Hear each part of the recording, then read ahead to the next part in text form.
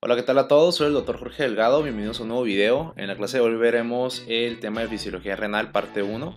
Este video está dedicado principalmente a mis estudiantes de enfermería y nutrición que les debí este video, y les mando saludos a todos desde Tijuana, Baja California. Empecemos.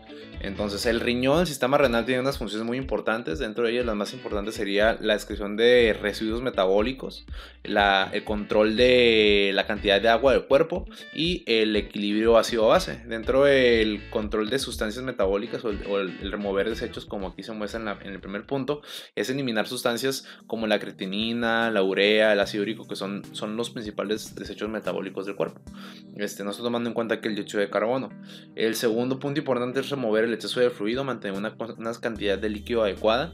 El tercer punto es mantener un equilibrio ácido-base adecuado a través de la excreción de iones hidrógeno o hidrogeniones, y mantener el bicarbonato o el ion bicarbonato.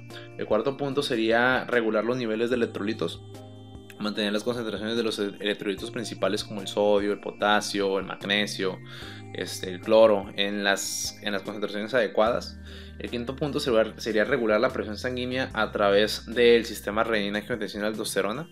El sexto punto sería regular la producción de las células eritrocitarias, los eritrocitos, a través de la secreción de una hormona que se llama eritropoetina, se abrevia como EPO o EPO. Y el séptimo punto sería regular la toma de calcio. Bueno, sería regular las concentraciones de calcio. Ahí influye también. Entonces veamos ahora un poco de anatomía. El riñón ambos riñones se encuentran situados en la cavidad retroperitoneal. Es parte de la cavidad abdominal, pero en la parte posterior. Están cubiertos todavía por las últimas costillas de la parrilla costal. Y si vamos de afuera hacia adentro, tenemos una cápsula renal, tenemos una corteza renal, en el centro tenemos una médula renal, luego tenemos que entre las médulas renales se encuentran las columnas renales. Esto de aquí, en la médula renal, todo esto de aquí es una pirámide, se dan cuenta, tiene forma de triángulo.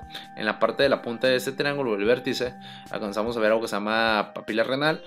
Las papilas renales confluyen o vierten la producción de orina en los cálices menores, que son estos de aquí, cálices menores. Los cálices menores después confluyen y forman un cáliz mayor. El cáliz mayor posteriormente se convierte en el uréter. Los uréteres, uno de cada riñón, llegan a la vejiga, y en la vejiga posteriormente sale a través de la uretra. Y puntos importantes: tiene una arteria renal, proviene de la aorta abdominal, y tiene una vena renal. La vena renal confluye o drena justamente en la vena cava inferior. Ahora, si hacemos un zoom al riñón, vamos a ver lo siguiente. Tenemos una nefrona. La nefrona es la unidad funcional del riñón. La nefrona está compuesta a la vez por un glomérulo renal y un sistema tubular. El sistema tubular se divide en túbulo contorneado proximal, asa de Henle, la parte ascendente, túbulo contorneado distal y el túbulo colector. Y ese túbulo colector pues va a drenar en la papila, que es lo que ya hemos visto ahorita. Entonces, si hacemos todavía un zoom más importante a la nefrona, justamente en el glomérulo se compone de estas dos partes, que viene siendo un ovillo vascular, que viene siendo son vasos sanguíneos. Es una arteria, aquí da un chorro de vueltas y luego sale otra arteria, y una cápsula de Bowman. La nefrona tenemos que imaginarla, o el glomérulo tenemos que imaginarlo de la siguiente manera: como un colador. Imaginemos que estamos colando frijoles, arroz, lentejas, pasta. La función de eso es justamente que el líquido salga, ¿no? Entonces, y todas las moléculas grandes, todas las sustancias grandes se van quedando en la sangre. Es lo que pasa aquí. Aquí la sangre entra por una arteria aferente, pasa por todo este enmarañado de arterias que se encuentran con un endotelios fenestrado. Ahí están los poros. Por ahí se va a escapar prácticamente líquido. Va a escapar líquido y electrolitos principalmente. Cierta cantidad de glucosa puede escapar, pero no es normal. Entonces el caso es que sale el líquido a ese espacio de Bowman que se encuentra aquí, y en ese espacio luego se va al túbulo proximal. En el túbulo proximal y en los siguientes túbulos se reabsorbe lo que se necesita, y las moléculas grandes como las proteínas, anticuerpos, eritrocitos, todas las células se deben de quedar en la sangre. Entonces esa es la función, o sea, prácticamente no solamente salen los electrolitos en exceso, las sustancias tóxicas, sino se encarga de mantener lo que sí se necesita en la sangre, y luego posteriormente, en caso de que haya escapado algo que el cuerpo necesita, todo se va a reabsorber en los siguientes pasos. Entonces vamos a hacer un poquito esto. Digamos que tiene una arteria aferente. Es la arteria que entra, luego pasa por todo el ovillo. Aquí justamente se encuentra el endotelio fenestrado y está rodeado a la vez por estas células que se llaman podocitos. Esos podocitos se llaman podocitos porque tienen pies, lo que vamos a ver aquí. Están como si fueran abrazados, y es justamente para mantener las moléculas grandes justo en el endotelio, dentro de la arteria, y de esa manera no puedan escapar. También tenemos unas células que son células mesangiales. Las células mesangiales son macrófagos, también se encargan de atrapar las sustancias importantes aquí. Y esto de aquí tiene unas cargas eléctricas que evitan que escapen sustancias. Entonces es toda una estructura muy importante. La cápsula de Bowman, que es esta de aquí, tiene una membrana basal y tiene también un epitelio, pero ese epitelio, al igual que, digamos, en el epitelio pleural, se divide en epitelio visceral y epitelio parietal. El epitelio visceral es el que está cubriendo al ovillo vascular, todo esto de aquí, y el epitelio parietal es lo que está así por la pared, todo esto de aquí, ¿de acuerdo? Entonces aquí afuera tenemos el túbulo contorneado distal. Después de que pasa el túbulo contorneado proximal, por aquí va a pasar la orina, luego el filtrado, se llama filtrado glomerular que se produce. Ese filtrado glomerular pasa por el túbulo proximal. En el túbulo proximal se resuelve lo que se puede. Posteriormente pasa por la asa de Henle, luego por el túbulo contorneado distal, y el túbulo contorneado distal vuelve por este punto. Es como un punto de control. O sea, aquí cuando llegue a este punto el filtrado, se está censando o se está registrando qué tanto se absorbió. Y aquí tenemos algo que se llaman células juxtaglomerulares. Las células juxtaglomerulares, junto con la mácula densa que se encuentra aquí, que es el sensor realmente, se encargan de ver si se necesita secretar renina, si se necesita absorber más sodio, si se necesita absorber menos sodio, etc. Entonces es un sistema muy complejo y muy exacto, justamente para mantener las concentraciones de electrolitos y de agua en el cuerpo. Esto es un diagrama ya más sencillo. Tenemos una arteriola aferente, pasa justamente por toda esta parte. Aquí se encuentra el epitelio fenestrado, está rodeado por los podocitos, hay células mesangiales. Aquí sale espacio de Bowman. Esta es la cápsula de Bowman. Tiene un epitelio parietal, un epitelio visceral. El filtrado glomerular que se produce pasa a través del túbulo contorneado proximal, luego pasa por la asa de Henle, luego por el túbulo contorneado distal. En el túbulo contorneado distal vuelve por este lado. Aquí se encuentra en esta área que se llama mácula densa, y aquí se encuentran las células juxtaglomerulares. Digamos que en cierto caso, un ejemplo, tuviéramos unas concentraciones muy bajas de sodio, o estuviéramos con una cantidad excesiva de agua, lo que haría que el nivel de sodio bajara, o las concentraciones de sodio bajara. Esta mácula densa lo va a detectar, porque aquí es como el final, y esta mácula densa va a comunicarse con las células juxtaglomerulares que se encuentran aquí, y esas células juxtaglomerulares producen una hormona que se llama renina, y esa renina forma parte de un sistema que se llama sistema renina-angiotensina-aldosterona. Entonces posteriormente lo vamos a ver, pero aquí lo importante es que se sepan esto: arteria aferente, arteria eferente. Hay medicamentos, hay sustancias, hay receptores en arteria aferente y eferente que de cierta manera hacen que aumente el filtrado glomerular, o sea, que se filtre más o que se filtre menos. Ahorita vamos a ver cada una de ellas. Ahora, la distribución de líquidos. En cuanto a la distribución de líquidos del cuerpo, eso ya lo habíamos visto en otra clase, en la clase de cardiovascular. Solamente recordando, aproximadamente el 60% del peso de un humano es agua, y el otro 40% es peso que no es agua. De todo ese líquido que tenemos, más o menos 2/3 partes forman parte del líquido intracelular, líquido que está dentro de las células, y aproximadamente 1/3 parte se encuentra líquido fuera de las células, o líquido extracelular. Del líquido extracelular, un 75-80% se le conoce como líquido intersticial, líquido que se encuentra entre las células, es como el mar en el que están nadando las células. Y el 25% restante es el líquido intravascular, es el líquido que se encuentra dentro de los vasos sanguíneos como plasma. Si nosotros tomamos una muestra, por ejemplo, de sangre, aquí, de toda la sangre, si la centrifugamos, no todos son eritrocitos, ¿no? Es una cierta parte. A la fracción de la sangre que son eritrocitos o que son células, se le conoce como hematocrito y corresponde a un 45-50% o de 40-45%, y el resto es el plasma.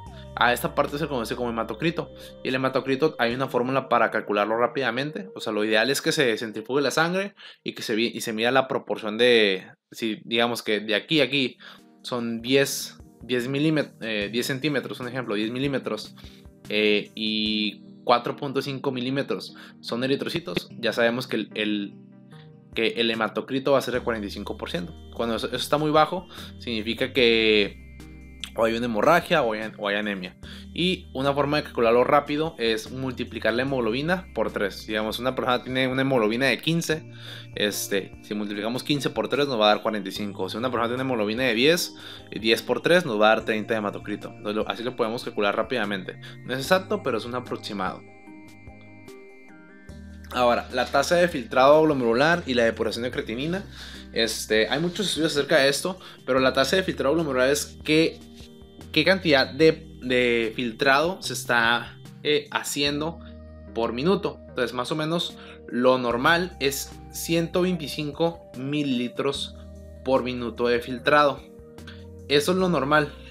Y en base a eso vamos a determinar cuál es la concentración de creatinina. La creatinina es uno de los solutos o sustancias más importantes para medir la función renal, debido a que se filtra completamente o casi completamente y tiene muy poquita reabsorción.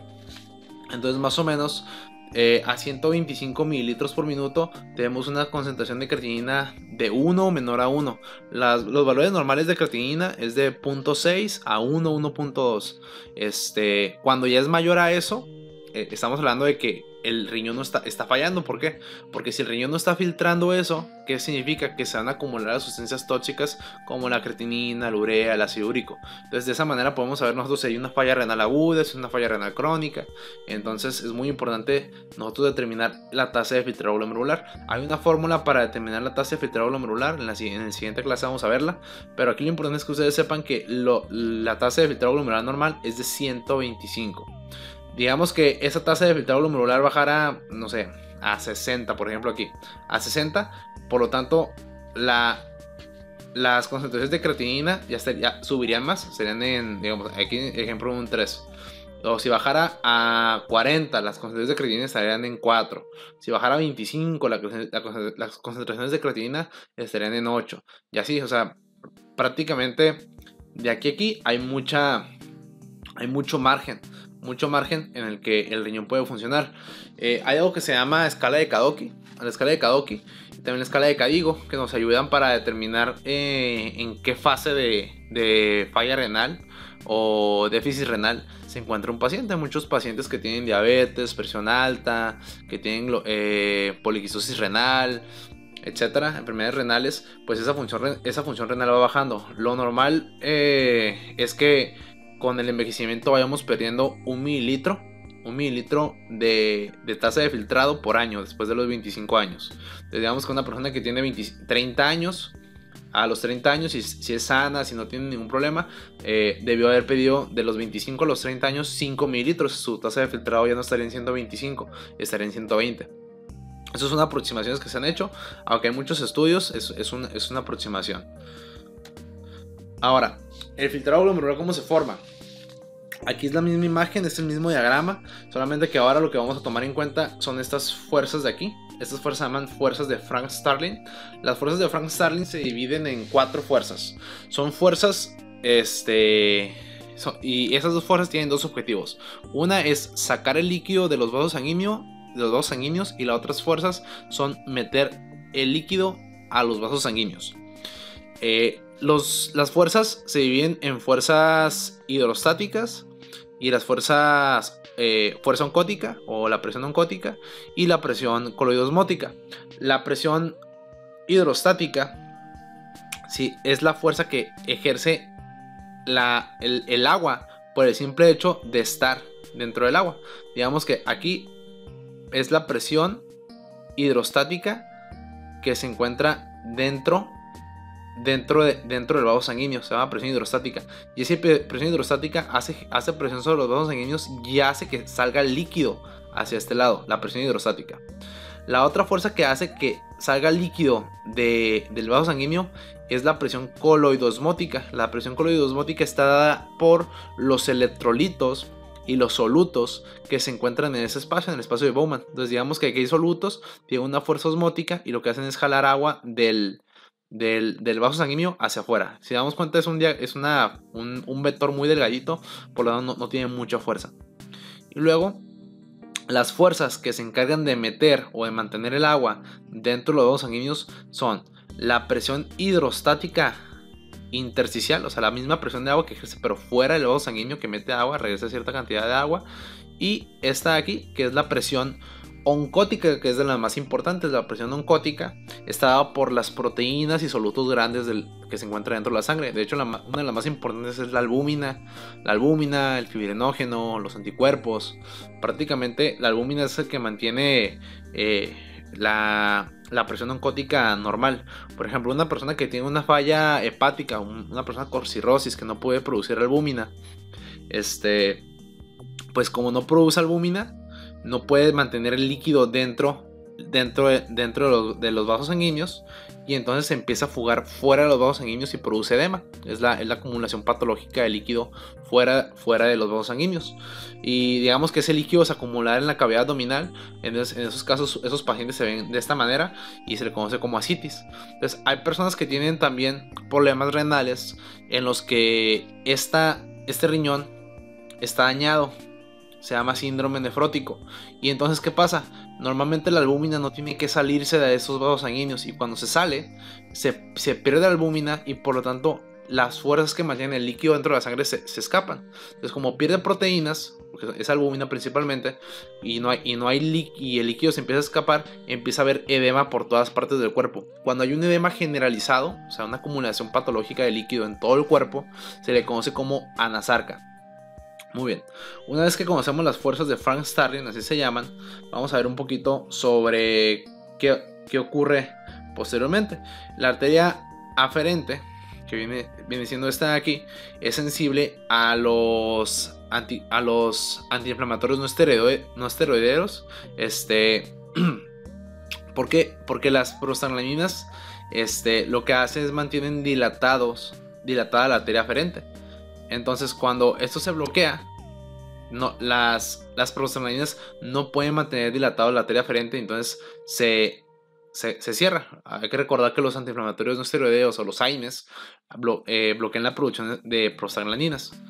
Ahora, si aquí en la arteriola eferente, que viene siendo esta de cava de salida, los inhibidores de la enzima convertidora de angiotensina bloquean a la angiotensina 2, y la angiotensina 2 lo que hace es mantiene en vasoconstricción a la arteriola aferente. Entonces, como mantiene en vasoconstricción, lo que hace es aumenta la tasa de filtrado glomerular. Pero al momento de que los IECA o inhibidores de la enzima convertidora de angiotensina bloquean a la angiotensina 2, por lo tanto la tasa de filtrado glomerular desciende. Entonces son algunas interacciones farmacológicas. Solamente tienen que saber que, por ejemplo, cuando la arteria aferente se dilata, llega más flujo, por lo tanto, a esta zona, al ovillo glomerular, y por lo tanto aumenta la filtración. Y cuando la arteriola eferente se constriñe, sufre una vasoconstricción, pues ahora el líquido, para poder pasar por aquí, tiene que pasar con mayor presión, y por lo tanto la presión hidrostática sube. Y al momento de subir va a haber mayor filtrado. Muy bien, aquí vamos a terminar este video. En las siguientes clases vamos a ver qué ocurre en las diferentes áreas del sistema túbulo renal. O sea, qué ocurre en el túbulo contorneado proximal, en la asa de Henle, en el túbulo contorneado distal. Muy bien, saludos, bye bye.